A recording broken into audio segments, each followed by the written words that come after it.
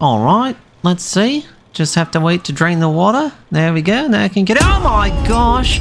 Holy smokes, guys, that was intense. Get ready for more.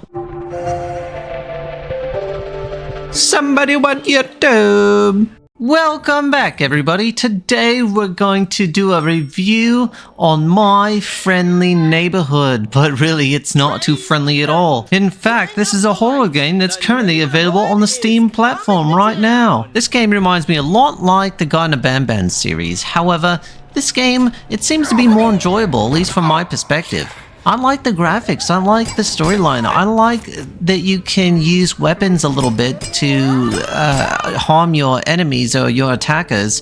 I mean, it doesn't put them down forever, but it puts them down temporarily.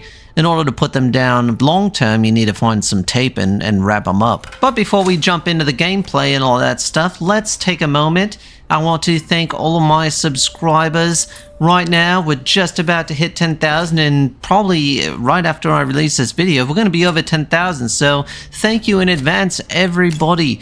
So appreciative right now for all the support that you're giving us. Hit that like, hit that subscribe if you haven't done so already. Let's keep this momentum going. This is amazing. And by the way, if you want to see me play these games live, follow me on Twitch at Team Yeet. We just started doing this, so there's not a whole lot of content on there right now, but if you want to take a look, go ahead, follow it. We'll be glad to have you. So let's get back to the game now. When I first downloaded this game, I had some technical difficulties, and you can see my thread in the Steam platform. But I want to say thank you to the developers, by the way, for helping me out and assisting with this technical issue. So shout out, thank you so much. So in this game, you are a cable guy named Gordon. And you go to this TV station where your job is to shut it down, basically, because it's sending inappropriate messages to children. And you find out really quickly when you get there that all the puppets that were supposed to be actors are actually out there trying to harm you and do some damage to you by giving you violent hugs. Make no mistake, I mean, it says My Friendly Neighborhood, right, but that's because it's supposed to be a TV puppet show. But this game, it is a little bit scary and it has some jump scares in there, but it's really good. It gives you a chance to fight back, and that's what I really like about this versus other games that are similar like this, like Five Nights at Freddy's or Garten of Banban, like I mentioned earlier. Now, my first pass on this game, it took me about 5 hours, 48 minutes. So I died 9 times, saved it 24 times, so I ended up getting a B instead of an A. I have no problems receiving that score, and most of all, I went through and collected all those tapes that say secret on them, and then at the very end, when you beat this game, you actually are able to use them. I was wondering that the whole time, but it turns out you got to beat the game in order to turn those cheat modes on and those mods. Talking a little bit about the challenging parts of this game, as far as like the puzzles go, the puzzles, they weren't too complicated, right? It's just a matter of searching and going backwards, right, and looking at everything over and over again, because each time you go through it, something new changes. For example, like you'll get the circle key, but you'll find out that you need to go back into like the studio area and use the square key and the triangle key and all these other keys. So once you start getting all the keys, you're going to have to go back and go through each one of the sections of this game to figure out what they unlock. And sometimes they unlock like the cheat modes, right? Like you get those secret tapes, and other times it's essential items. And that brings up another point. You're going to want to use your tape wisely. Tie up the guys that are in high traffic walkways, so when you go back and forth in between areas, there's going to be a new person that spawns and things like that, but make sure that you tape those guys up, and not necessarily the ones that are sitting in the corner doing nothing that you could easily run from. You have a limited amount of items in this game: tape, ammo, coins, save points, you know, all those things are all limited, so you got to use them strategically throughout this, and not wasting a whole lot of items in the beginning is gonna help you later on. Now there's about 4 like big boss type characters.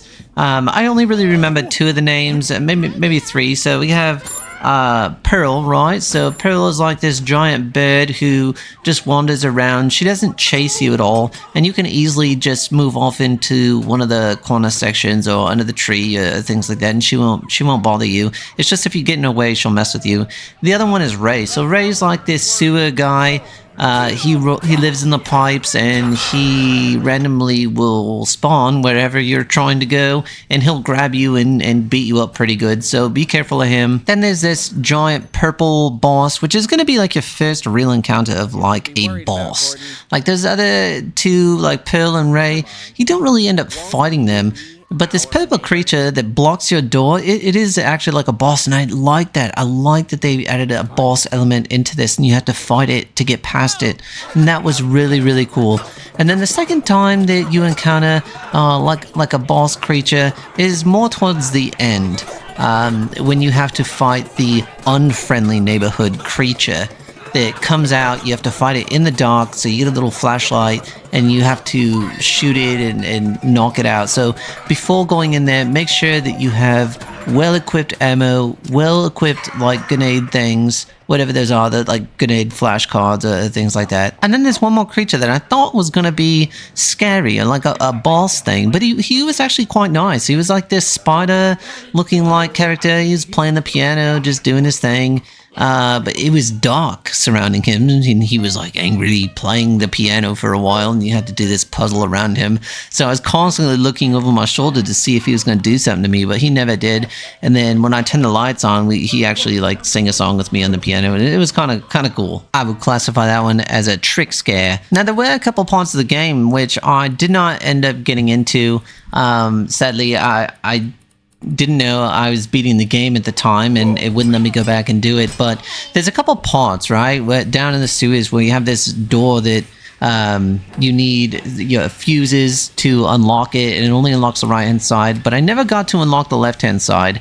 And then there's this other part in the sewers. You have this other part called Ray's Lair, and it's like in this sewer part where like water is like being collected and stuff like that, and then it has like Ray's little area where if you open the door you can see him like banging on something, and you turn the lights, say, hey, it doesn't work like that, or something like that. But anyways, that requires something on the side of it that I wasn't able to find or locate, and so I don't know what is behind that sewer door. Also in the main hotel there's 2 rooms upstairs which I was unable to open, and then also I got these glasses early on in the game which I put in storage, and I never found out where to use them. So there's a few things that even though I beat this game, there's still things to unlock, and that's kind of cool. I like how they made this game so you can play it over and over again and have a different experience each time. Like that part's really cool.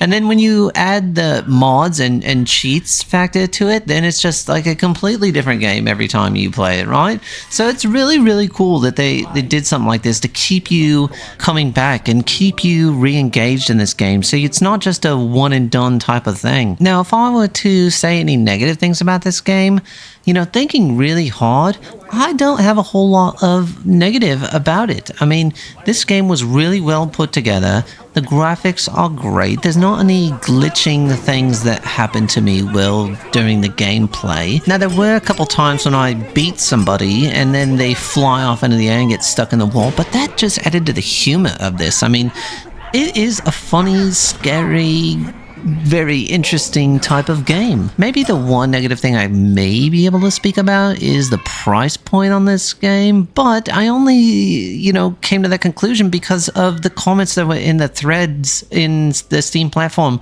I didn't really feel that it was overpriced myself, because what I found out after you beat this game is that you can just keep playing it over and over and over again. Now, if it was a $30 game that you play once and you can't play it again, then I would be a little disappointed.